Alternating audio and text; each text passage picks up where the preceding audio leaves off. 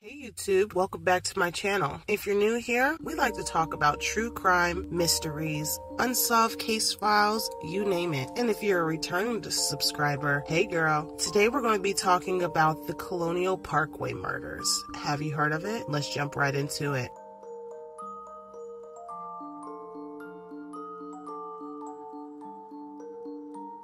Between 1986 and 1989, the Colonial Parkway in Virginia served as a serial killer's hunting grounds. The killer responsible for the Colonial Parkway murders targeted couples as they sat in their vehicles, each incident taking 2 lives at a time. 6 people are confirmed dead, another couple remains missing and presumed killed. Usually a very scenic area of the USA, the Colonial Parkway murders remain one of the country's biggest serial killer mysteries. Whoever was responsible for these brutal slayings remains at large today.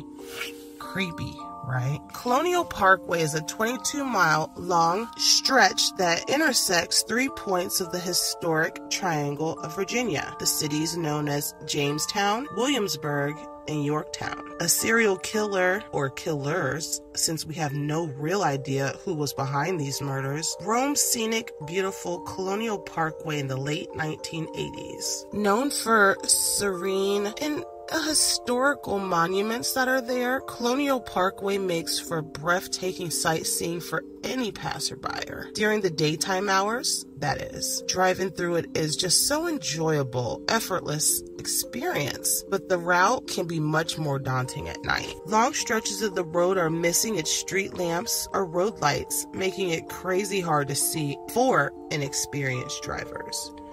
Sometimes young lovers park their cars along these secluded stretches of the road, isolated and surrounded by nothing but darkness. But if you ask me, that sounds like a horrible idea, but I do digress. The first murders, Rebecca Dowsky and Kathy Thomas. On October 12, 1986, a jogger spotted a white Honda Civic sitting on the riverbank at the Chatham Onyx overlook in Williamsburg, Virginia. The vehicle had veered off the beaten path and into some thick, dense shrubbery, only a few feet from a 15-foot drop into the York River. The jogger assumed that a drunk driver must have accidentally swerved there, so he called the authorities, who discovered that it wasn't a drunk driver at all. Inside, they found the dead bodies of 21-year-old Rebecca Dowsky and 27-year-old Kathleen, aka Kathy Thomas, a couple from Virginia who had been missing for 3 days. Kathy,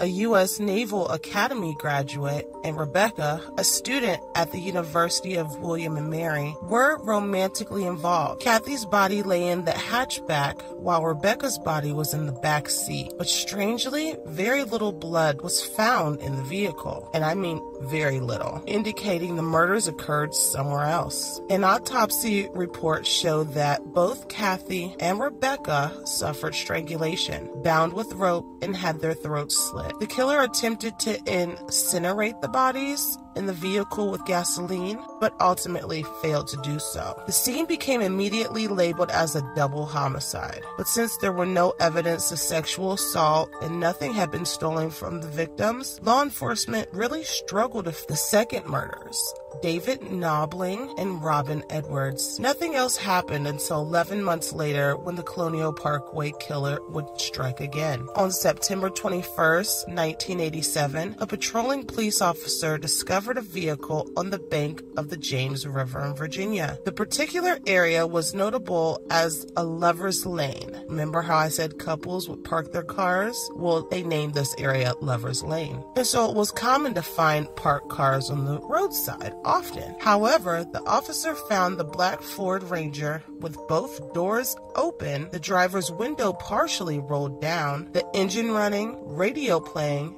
and the windshield wiper still running. A wallet lay on the dashboard. There was no one inside, only a neat pile of folded clothes, men's and women's underwear, including men's and women's underwear. The vehicle belonged to Virginia salesman David Knobling. It wasn't until 2 days later, on September 23rd, that a jogger uncovered what he believed to be a bundle of clothes washed up on the embankment of the James River. Upon closer inspection, though, he found it was the body of a young girl, having been washed ashore with the tide. After calling the authorities, the body was identified as that of 14-year-old Robin Edwards. Around 100 feet away, police found the body of 20-year-old David Nobling, also washed up on the riverbank. Someone shot Robin in the head execution style. While David suffered a similar fate, there were additional gunshot wounds to his shoulder, though. Both bodies were partially clothed. Edwards was found with her jeans unfastened and her bra around her neck. Despite Robin being underage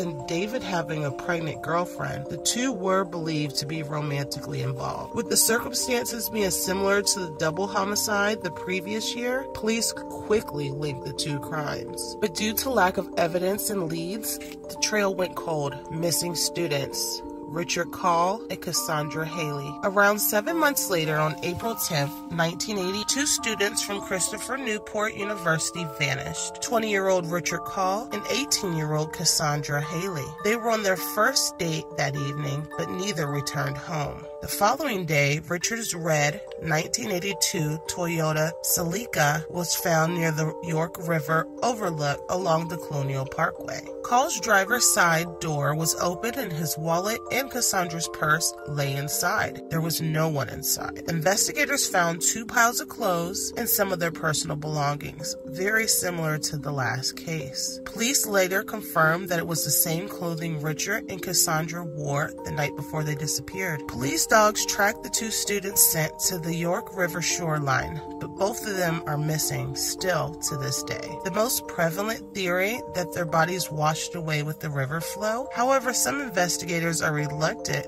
to attribute Richard and Cassandra's disappearance to the Colonial Parkway killers. The fourth couple, Anna Marie Phelps and Danielle Lear. September 5th, 1989, another young Virginia duo, 21-year-old Daniel and his brother's girlfriend, 18-year-old Anna Marie Phelps, disappeared. By now, authorities quickly linked the previous murders, especially as Phelps and Lear matched other recent victims' profiles. 2 couples going out on a date, mysteriously disappear in the same area. They definitely linked those together. Within 24 hours, transportation officials discovered Daniel's Chevy Nova abandoned at the I-65 New Kent rest stop. Bizarrely, the car faced the opposite direction of Daniel's alleged destination of Virginia Beach. Both driver and passenger side doors were unlocked with the keys still in the ignition. Even stranger still was that the police found dirt and grass stains on the vehicle's underside, suggesting the car recently drove through the woods. For 6 weeks, the bodies of Daniel and Anna Marie remained unfound. But on October 19, 1989, 2 hunters stumbled across the skeletal remains of both of them off Interstate 64 between Richmond and Williamsburg, around 2 miles from the dump site of Daniel's car. An electric blanket taken from Daniel's vehicle covered the decomposing bodies. Due to the lack of decomposition in both bodies, though, medical examiners couldn't determine a cause of death for either victim. However, Anna Marie suffered multiple stab wounds to her abdomen, which may have been what killed her. Police assumed Daniel died similarly.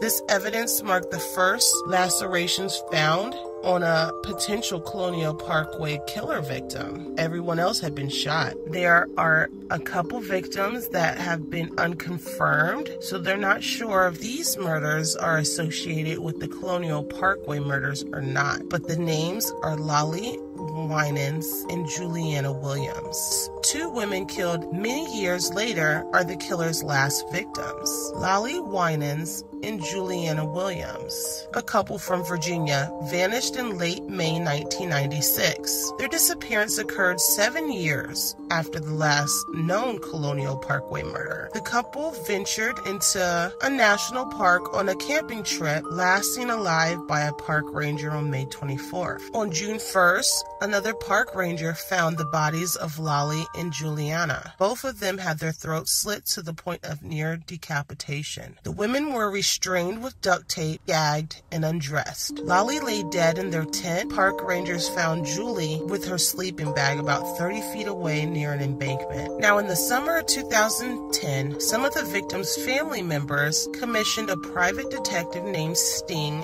Singula to look into the Parkway case. Now, Steve, a former Milwaukee homicide detective, obtained an excellent reputation in solving extensive murder cases throughout his career. After his retirement, he became an investigative journalist. Stephen's research yielded some interesting conclusions. His first and most significant finding concluded that multiple people committed the Colonial Parkway killings. He believed the first double murder of Kathleen and Rebecca was a hate crime carried out by someone with a prejudice against lesbian couples. Additionally, Stephen stated that the Nobbling and Laura murders might have resulted from a robbery attempt gone wrong. He also believed that the person who attempted the Thomas and Dowsky homicides were also responsible for the 1996 murders of Lolly and Juliana. Stephen's findings are available on Amazon in his short booklet called Predators on the Parkway. With no leads to pursue, the case stalled throughout the 90s and early 2000s. But in 2010, the investigation reignited thanks to a newly discovered piece of evidence. In the apartment of Anna Marie Phillips, remember the young girl who was with the older guy? Well, family members discovered a note written by Phillips in the days before her death. The memo, allegedly handled back in 1989 but dismissed as unimportant, revealed that Phelps planned on meeting someone at the rest stop along the I-64. The note revealed the meeting's date and time and that the person would be driving a blue van. Turkey hunters found the bodies of Anna Marie and Daniel around 1 mile from the destination mentioned in the notes. The complexity of the Colonial Parkway killings made it difficult for police to create a profile of the offender and therefore narrow down suspects. The causes of death included strangulation, gunshot, and stabbings. There was no evidence of burglary or sexual assault in any of the cases. The killer possibly drove his victims' vehicles away from the murder sites. Given the interconnectivity of the Colonial Parkway, there's so many different ways that you can, get away from that area. Depending on the perpetrator's location was close to impossible. The only pattern which could be determined was that victims were all couples along the same 30-mile stretch of road. However, authorities identified several suspects in the murders. First one, Darrell Rice. In 1997, police identified a potential suspect in the Winans-Williams case. Darrell Rice. 29-year-old Rice had a violent past. Police had arrested him for attempted vehicular homicide after trying to abduct a Virginia woman. Inside his vehicle, police found hand and leg restraints, both of which had been present at the Williams and Winans crime scene the previous year. Rice's history and his outspoken obsession with pornography made him a good candidate for the Williams-Winans murders and the other Colonial Parkway murders. Additionally, Rice had been in the national park the same week as Winans and Williams in 1996. While only having circumstantial evidence to go on, police charged Rice with the murder of Winans and Williams in 2002, while concurrently serving his prison sentence for the failed abduction and attempted homicide. However, none of the physical evidence found on Williams or Winans matched Rice in any way. In 2004, Rice received an acquittal for the murder charges. The FBI also claimed that he wasn't a suspect in the Parkway killings. Next suspect, Fred Atwell. In 2009, a former sheriff deputy named Fred Atwell stated the FBI considered him a suspect in the murders. Fred, a deputy sheriff from Gloucester County Police during the Parkway murders, became a whistleblower regarding the FBI's lax approach to the investigation. An FBI photographer in the FBI Norfolk field office leaked photos of Parkway crime scenes to a security firm as a instruction aide. Fred kicked up a storm about this severe incident. Now, former Deputy Sheriff Fred earned praise for reigniting interest in the unsolved murders, but his shady past and unusual interest in the case raised some eyebrows. When Fred took his issue to the media, the FBI reinterrogated the investigation into the murders.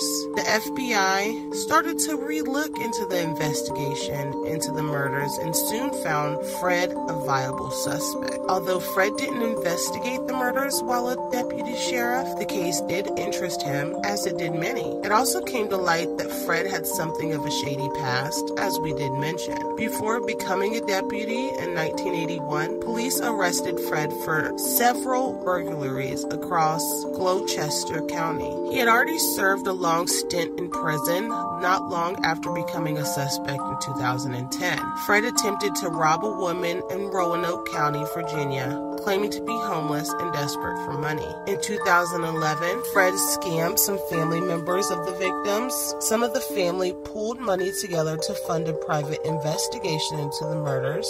Fred used this money to create a bogus raffle-off a vehicle to help the family members. He pled guilty to obtaining money under false pretense. Fred passed away behind bars in 2018. His involvement in any of the Parkway slayings still remains a mystery. Another suspect, rogue police officer, served member of a CIA op. Throughout the investigation, one prevalent theory was that the predator was posing as a police officer.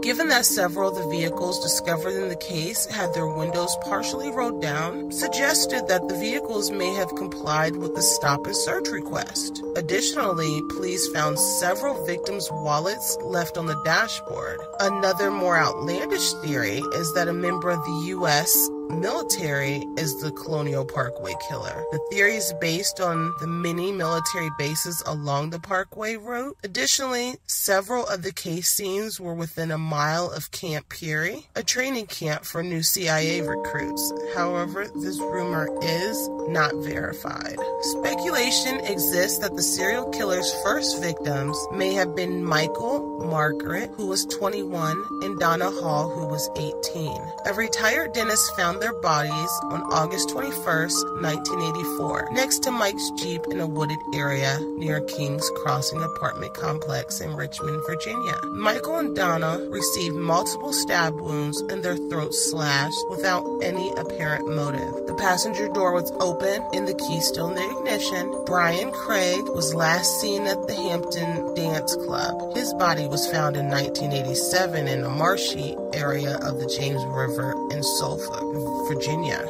Another person who could also be one of the victims was Lori Ann Powell, who was 18, went missing on March 8, 1988, after walking down Route 614 towards Route 17 in Gloucester County. On April 2, 1988, someone spotted her body floating in the James River. She had multiple stab wounds to her back.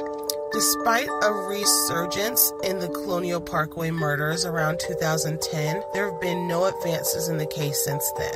According to officials, police identified around 130 victims over the past 3 decades, many of whom are still under investigation. In December 2009, FBI Norfolk Field Office agent in charge, whose name is Alex J. Turner, stated fingerprints and trace evidence from the crime scenes will undergo tests using the latest advances in forensic laboratory testing. Turner could not provide a date when these tests will be completed, but he did state they are expediting the examinations. A previous profile in the case stated the killings have obviously stopped and there's 2 possibilities. They're either dead or in prison, he said. People like this don't stop. In 2018, it was revealed that evidence from 3 of the crime scenes were undergoing DNA analysis. There have been no updates in the last 2 years since this announcement. The predator or predators responsible for these senseless killings remain unknown. Only time will tell if the victims' families will ever find closure.